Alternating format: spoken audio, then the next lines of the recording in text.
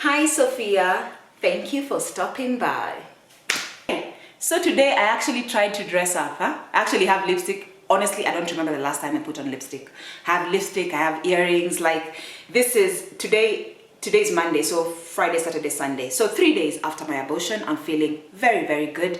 I'm back to high spirits. The reason why I put in a bit of an effort is because I had someone from NTV who was coming to, not to talk about my abortion. I don't think this will ever make it to prime time.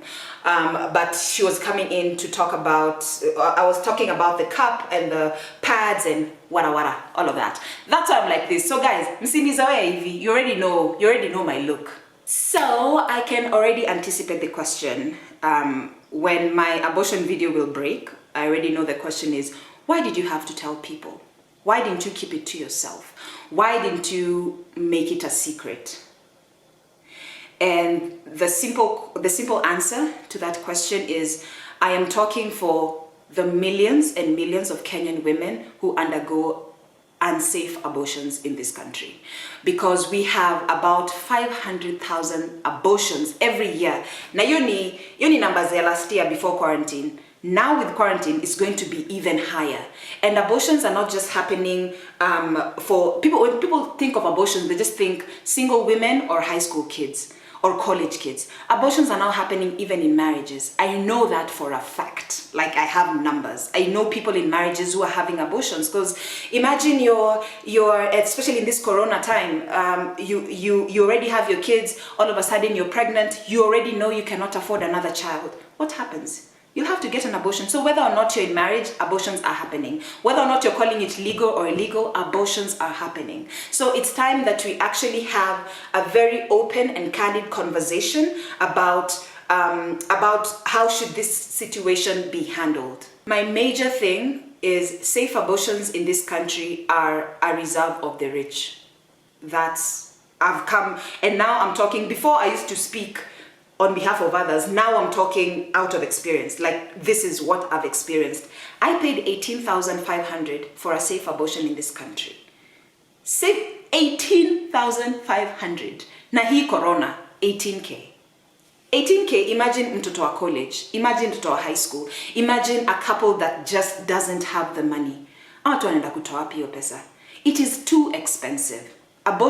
Safe abortions in this country are too expensive, and that's why I understand why people choose to go to people like Mugo Wairimu. If you remember Mugo Wairimu, that's why people go to Mugo Wairimu. That's why people go to backstreet abortions. That's why people go to random chemists and go buy random pills to go procure abortions. That's why people drink jik. Yes, jik, the the bleach. People drink it. Because I'll tell you one thing, now that I've been in this situation, a woman who's determined to have an abortion will have it.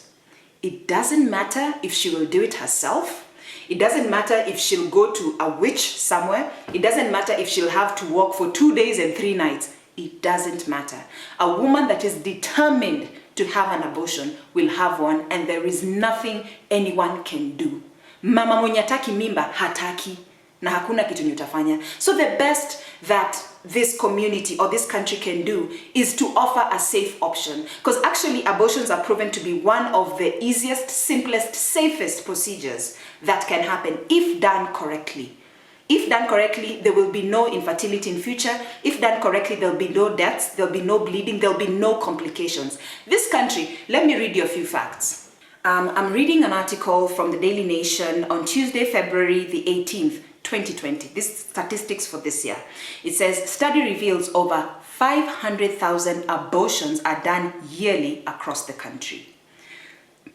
Then it says, the report revealed that Rift Valley had the highest number of unsafe abortions. What were Rift Valley? Manisikia? Okay, with 112 million spent on treating attendant complications, followed by Western, watu waingo, where 83 million was used. Nyanza came in third with 53 million spent, followed by Central at 44 million. Here in Nairobi, watu wetu wa Nairobi, we spent 41 million in Nairobi, 40 million in Eastern, 39 million at the coast, 20 million in Northeastern. Na hiyo atujamaliza county zote. So this is not money spent on abortions. Don't get me wrong. This is money spent on post-abortion complications. Like I said, I think I already explained the procedures of having an abortion. Not everybody qualifies for an abortion. The fact that you're pregnant doesn't mean you qualify for an abortion. Your body may not be ready, physically ready to actually take that kind of hit. Yeah, so these women, they have their background, the back, what do they call it? Back street procedures, right?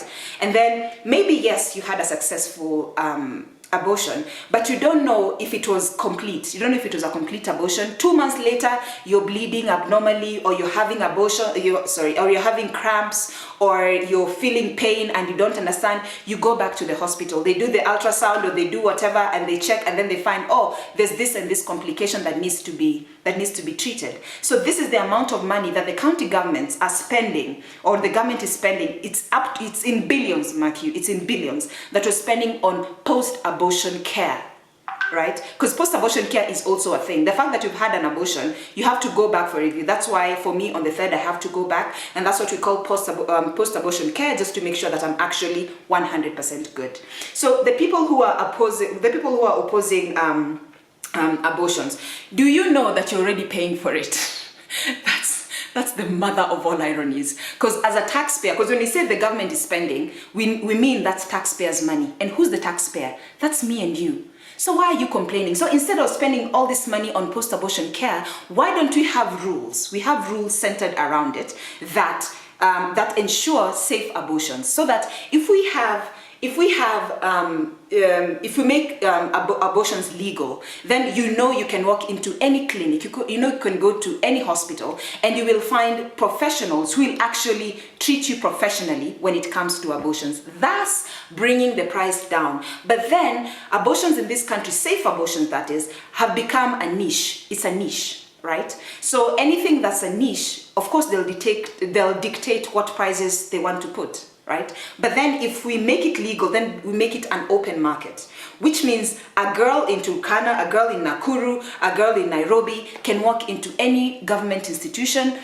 They have trained people who can actually procure a safe abortion.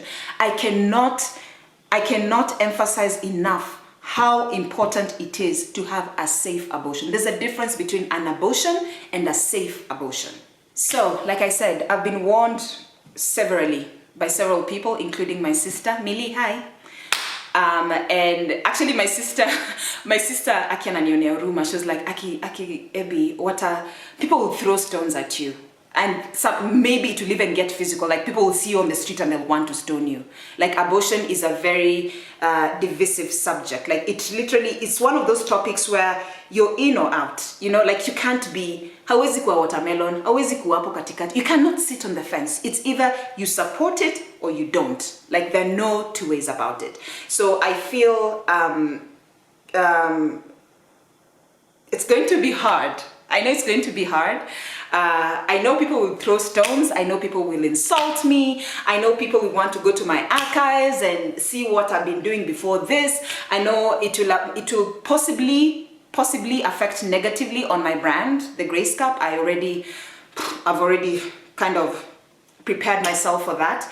But what has to be said has to be said. I'm not one of those influencers or people of influence that only speak when it's politically correct. I've never been that kind of person.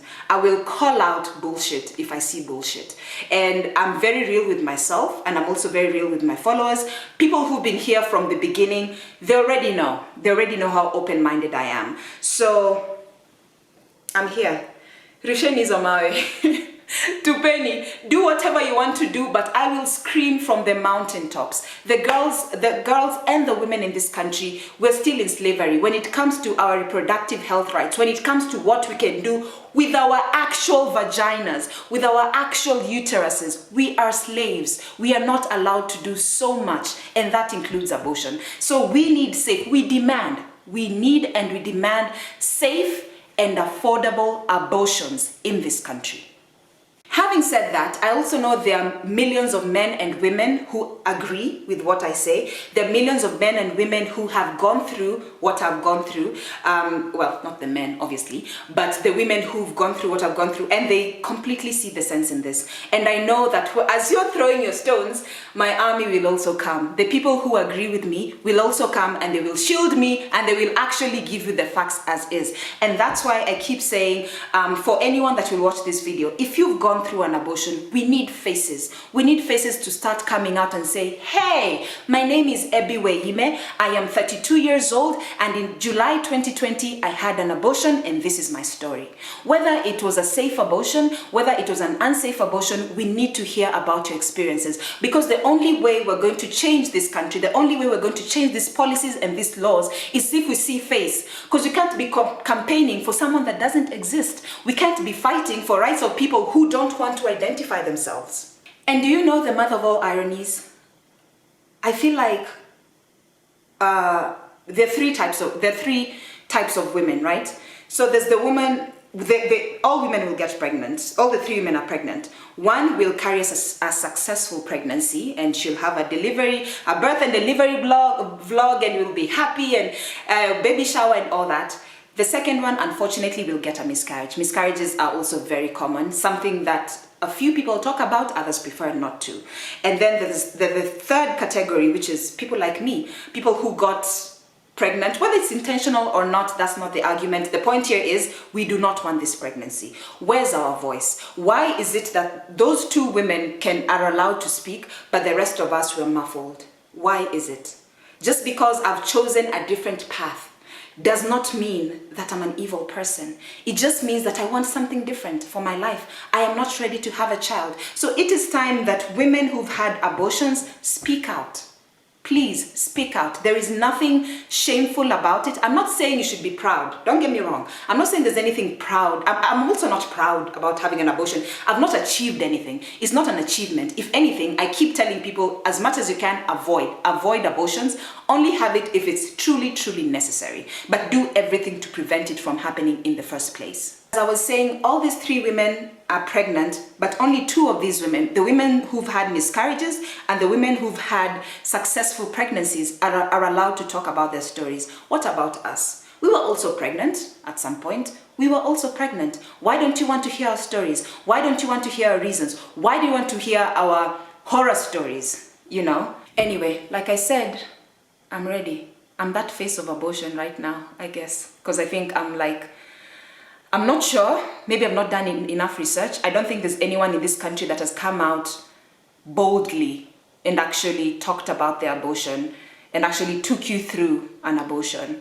I really wish I had placed a camera somewhere so that you could actually see the whole process, but I tell you, the kind of pain that you go through, you don't even think about a camera. A camera is the last thing you'll be thinking about.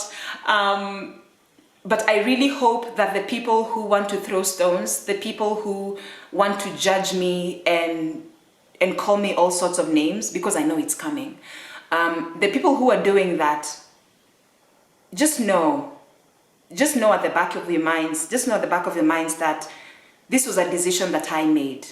This is a decision that I'm making for my body. Why are you so concerned? Why are you so concerned about something that literally does not affect you? Why? I know the second thing you'll say is, mi sijali juu yako, mi najali juu mtoto mwenye ako ndani yako. Yes, unajali mtoto mwenye ako ndani yangu, but nikishamzaa utamlea. Utamlipia school fees. Utakaa naye, utanilipia rent, utampeleka hospitali, utampeleka shule. If your answer is no, I cannot take care of your child, then please, so let me live my life. Tafadhali. So niwache tu mimi niishi. Once again, thank you so much for joining me. Kama kawaida, to subscribe. Sindio? Okay. Bye.